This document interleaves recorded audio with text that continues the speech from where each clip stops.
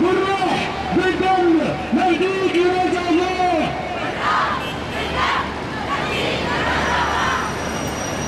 عاشت مباراه الشهيد الحرة، عاشت مباراه المرأة الحرة. رفاق نبسة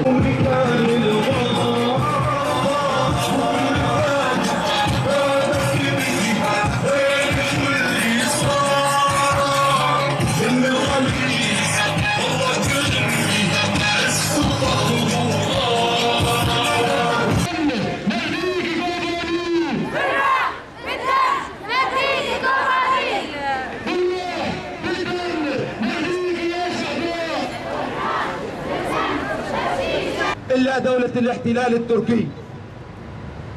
فلقد رأى العالم بأجمع بعد أن قصفوا محطة تحويل الكهرباء في ديريك كيف ذهب الناس حتى يسعفوا من أصاب، ثم أغار الطيران التركي على المتواجدين، فسقط الشهداء الذين شيعهم شعب شمال وشرق سوريا بعرس كبير رآه الجميع كيف زفوا إلى مزار الشهداء.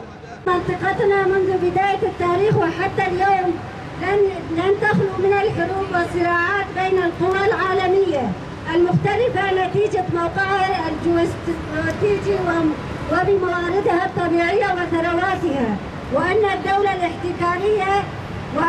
الاحتكارية يتنازعون ويخلقون الأزمات فيما بينهم لأجل ضرب على مصالح بعضها وتمرير سياستها وفقا لأهدافها الاستغلالية التسلطية.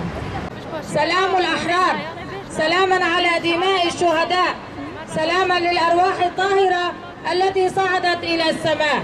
نحن دعاة سلام أمام صوت قذائف الحقد والكراهية الأردوغانية. جئنا اليوم بكل أطيافنا وانتماءاتنا لنقف صف البربرية والتي لم تتوقف يوما من الأيام. جئنا اليوم لأننا نؤمن أن هذه الأرض أرضنا ولن نتخلى عنها، وهذه الأرض تطهرت بدماء أبنائنا.